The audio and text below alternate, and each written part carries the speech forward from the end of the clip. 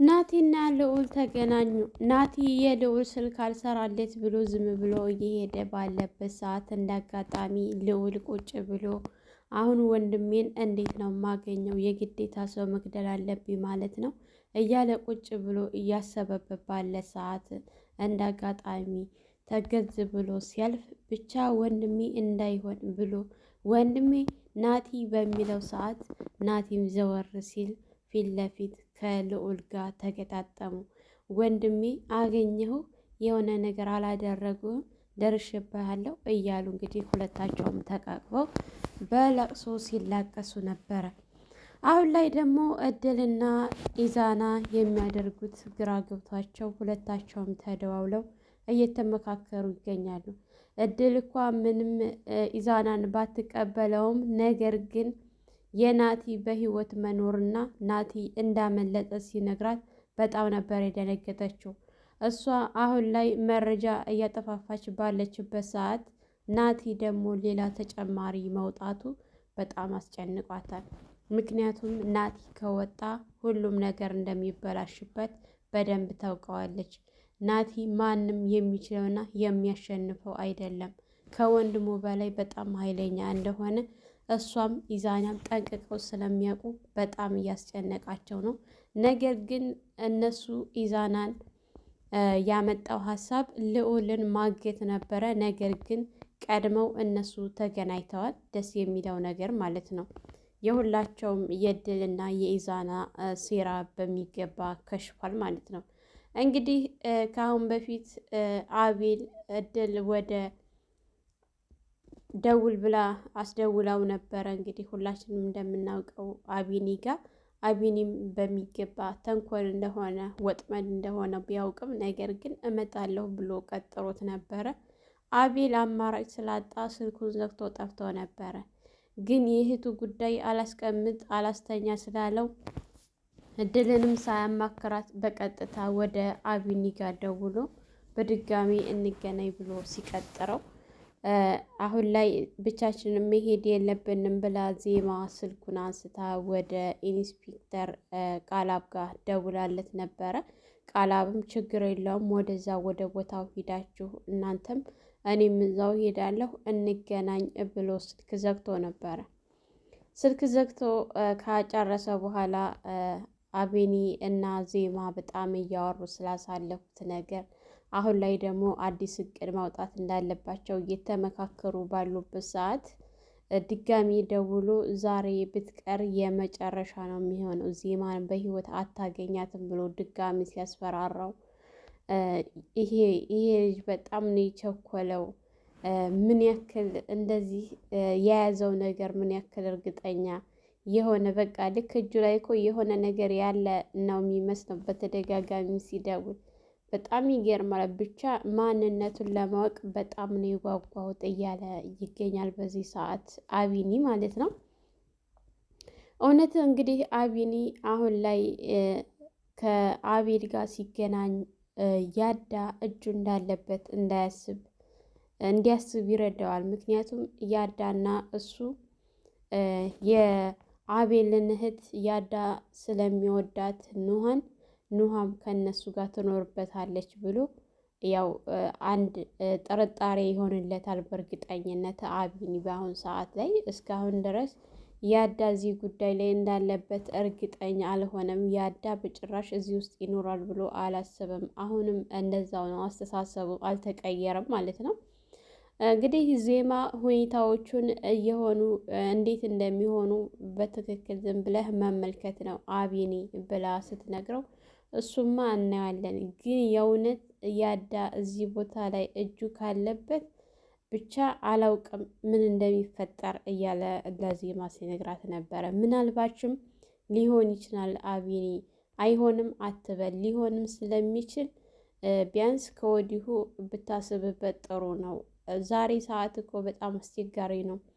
እንኳን ሰው ራሳችንን የማናምንበት ጊዜ ላይ ነው የደረስነው እያለች ስትነግረው እሱማ ልክ ነሽ፣ ብዙ ነገር እያየን ነው። ግን ደግሞ ያዳ አንቺ በታያሽበት ሰዓት በጣም ብዙ ነገር ሲሆን ነበረ። ራሱን ስቶ ራሱን አያውቅም ነበር ምናምን ሲላት ምናልባችም ደግሞ ልዑል ቃላብ እንዳለ ይሄ ነገር የወጥመድ አንዱ ሊሆን ይችላል እና ሙሉ በሙሉ እርግጠኛ አትሆን ብላ ስትለው እሺ ዜማ እያላት ባለበት ሰዓት እንግዲህ ኢዛና ስልኩን ካላጠፋህ እያለ ልዑልን ሲያስጨንቀው ልዑል ቆይ እንዴት ብዬ ነው ስልኬን የምዘጋው በምን እንገናኛለን ብሎ ሲለው ምክንያቱም ይህንን ስልክ አውጥቶ እንዲጥለው ናቲ እንዳይደውልለት ናቲ ቁጥሩን ስለሚያውቀው ከዛ እንደወጣ ቀጥታ ለወንድሙ ይደውሉለታል ብሎ ስላሰበ ስልኩን እንዲያወጣ የሚጠቀምበትን ሲሙን እንዲያወጣ አዞታል። እሱም ደግሞ በጣም ግራ ተጋብቶ ያው እሺ ብሎት ነበረ። ነገር ግን ናቲ የእነሱን ሴራና ተንኮል ጠንቅቆ ስለሚያውቅ ወንድሜ ወንድሜ እያለ ነበረ በተደጋጋሚ ወንድሙን እንዲህ አይነት ቦታ ውስጥ እንዲገባበት ስላልፈለገ ማለት ነው። ወንድምና ወንድም ያላቸው ፍቅር በጣም ያስቀናል። ኢዛና ራሱ ፍቅራችሁ በጣም ያስቀናል ሲል ነበረ። እውነትም ፍቅራቸው በጣም ያስቀናል የናቲና የልዑል። ልዑልም የወንድሙ ነገር በጣም እያሳሰበውና እያስጨነቀው ስለሆነ እንግዲህ ሳይወድ በግድ እሺ ብሎ ተስማምቷል። ነገር ግን ኢዛና በአሁኑ ሰዓት የሚይዘው የሚጨብጠው በጣም ነው ግራ ያጋባው። ምክንያቱም እነሱ ሁለታቸው ከተገናኙ ምን አይነት ኃይል እንደሚኖራቸው ጠንቅቆ ስለሚያውቅ እድል እንደውሎ መለማመጥ ነበረ። እድል ደግሞ አንተ ድብቅ ስለሆንክ እኔ እናንተ በዚህ ሁኔታ መቀጠል አንችልም። ግልጽ ሁነህ ና ቶሎ ግልጽ ሆኜ ይቀርብሃለሁኝ። አዎ ጧት አብረን እንስራ ብዬ ነበረ። አሁን ምን ተገኝቶ ነው? በምን ጊዜ ነው ሀሳብህን የቀየርከው? ስለዚህ አብረን ልንሰራ አንችልም ብላ ስትለው እድል ብሎ እየተፈጠረውን በሙሉ ሲነግራት ምናልባች እኔን እያስፈራራኸኝ እየሆነ ባልሆነ ኢዛና ስትለው አይደለም እድል አንቺ እንደምትዩ አይደለም። ናቲና ስር ያስቀምጨው ነበረ ወደ ውጭ ወጥቼ ነገር ግን ስመጣ ገመዱን ፈቶ አምልጦ ወጥቷል እና እባክሽን ከባድ ችግር ተፈጥሯል እያለ ሲማጸናት ብቻ አላውቅም። እንዴት ቆይ ኢዛና እንዴት ትልቅ ስህተት ነው የሰራኸው? ናቲን ያልገደልከው ቀን አንተ እንደሞትክ ቁጠረው። እንዴት በህይወት ታቆየዋለህ? ስለ እሱ እኮ አንተን እኮ የሆነ ነገር ማድረግ እኮ አላቃተውም ነበረ። ነገር ግን ጓደኝነታችሁ በልጦ ነው ሲያምንህ ስለከዳኸው እንጂ የሆነ ነገር ያላደረግህ ላድርግ ቢል ምን እንደሚያደርግ ጠንቅቀህ ታውቀዋለህ። ናቲ በጣም ኃይለኛ ነው ስትለው አዋቃለሁ ግን ደግሞ ይሄ ነገር ተፈጥሯል ምንም ማድረግ አልችልም ብሎ ሲላት የግዴታ አንድ ላይ ሆነን የሆነ ነገር መፍጠን አለብን ሲላት ቆይ አሁን ምንድን ነው የምናደርገው ስትል እኔ ጋር አንድ ሀሳብ አለኝ ብሎ ሲያቀርብላት አንተ ያስብከው ሀሳብ ምንድን ነው ስትለው አሁን ናቲ ቢያመልጥም ነገር ግን ድጋሜ ወንድሙን ወጥመዳችን ውስጥ እናስገባው ሲላት ቆይ እንዴት አድርገን ነው እሱን ናቲን ያመለጠህ እንዴት ነው ደግሞ ልዑልን ወጥመድ ውስጥ ልናስገባ የምንችለው ስትል እሱ እንግዲህ ወጥመድ እንዴት አድርጎ እንደሚያስገባ በዝርዝር ሲነግራት ነበረ። ይሄ ነገር ግን ይሆናል ይሳካል ብለህ ነው ስትለው በእርግጠኝነት በሚገባ ይሳካል፣ ብቻ አንቺ የምልሽን አድርጊ ብሎ ሲላት እሺ መፍጠን አለብን፣ የሆነ ነገር ማድረግ አለብን፣ ሳይቀድሙ መቅደም አለብን እየተባባሉ ቢሉም እኳ ነገር ግን ከአሁን በኋላ የእድልና የኢዛና ነገር ያበቃለት ሆኗል።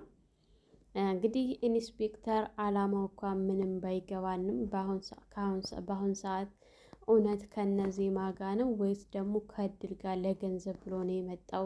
ገንዘብ ሊሰራባቸው ነው ወይስ ደግሞ ምንድን ነው የሚለው እዚህ ነገር በጣም አጠራጣሪ ሆኗል ማለት ነው። እንግዲህ አቤል ደውሎ እድሏ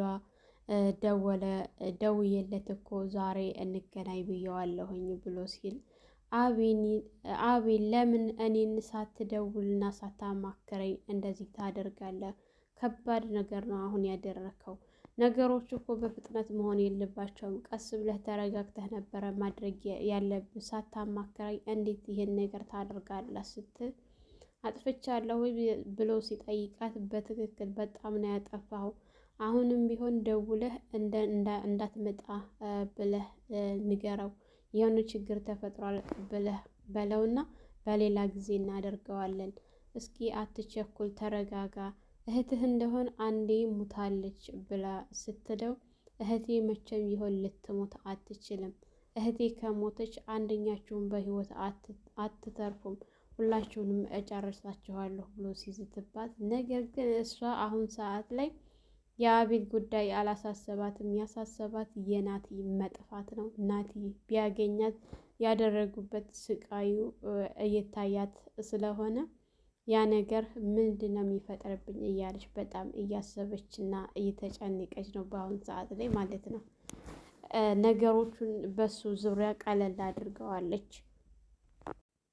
ዜማ ወደ ቃላብ ጋር ደውላ ቃላብን ሰዓቱ እየደረሰ ነው እንገናኝና አንዳንድ ነገሮችን እንወያይ ስትለው፣ ነገር ግን እሱ እናንተም እዛው አካባቢ ሄዱ፣ እኔም እዛው አካባቢ ጠብቃችኋለሁኝ ብሎ ሲል፣ አይ እስካሁን ድረስ አልደወለም፣ ስለዚህ የግዴታ መጥተህ መነጋገርና መመካከር አለብን እንጂ ዝም ብለን መሄድ የለብንም። ምንም ነገር ሳናወራና ሳንመካከር እንዴት እንሄዳለን ስትለው፣ ምንም እኮ አያስፈልግም ነበረ ዜማ ብሎ ሲላት፣ በጭራሽ አንድ ሀሳብ ላይ ሁላችንም በአንድ ሀሳብ መስማማት አለብን ከመሄዳችን በፊት እንጂ ዝም ብለን መሄድ የለብንም ስትል፣ ሰዓት እኮ ገና ነው አሁን ባይደውልም ሲል፣ አይ ሰዓቱ እየደረሰ ነው፣ ግማሽ ሰዓት ነው የቀረው እና እስካሁን ድረስ አልደወለም።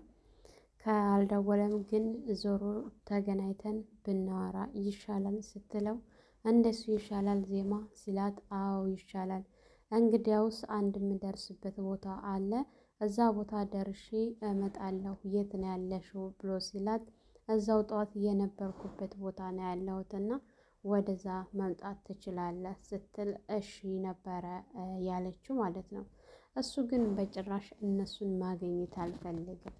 በእርግጠኝነት ይሄ ሰው እየከዳቸው ነው ዜማን ማለት ነው። ምክንያቱም እሱ የሚፈልገው ገንዘብና ገንዘብ ብቻ ነው። ለጥቅም ብሎ ነው የመጣው እንጂ እውነት እነሱን ሊያግዝና ሊሰራ አይደለም የመጣው። ይህንን ነገር ደግሞ ልዑል በሚገባ አውቆታል ማለት ነው። ቀድሞ ተረድቶታል እሱ የመጣበትን ዓላማ።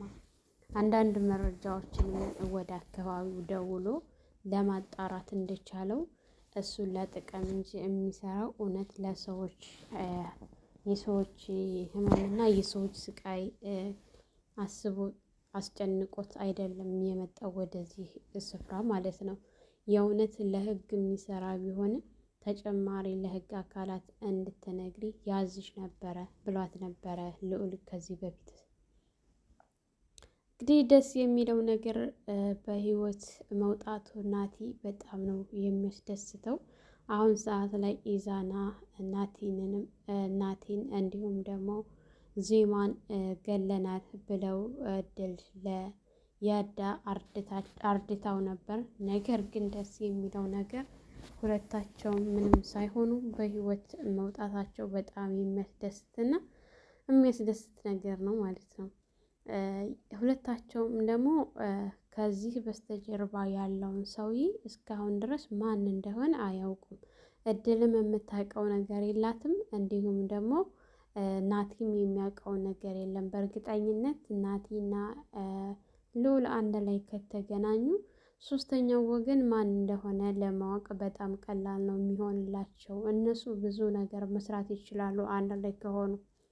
የኢንስፔክተሩ የቃላብ ነገር ደግሞ ከአሁን በኋላ አያሳስበውም፣ አያስጨንቀውም። ምክንያቱም በባለፈው የተውኩ ለስምህ ክብር ብዬ እንጂ ይህንን ነገር ባላውቅ የኔ አይነት ተራ ሰው ብትሆን ምን እንደማደርግ እኔ አውቅ ነበር ብሎ ሲለው፣ ምንም አታደርግ፣ ምንም አታመጣም ብሎ ሲዝትበት ነበረ።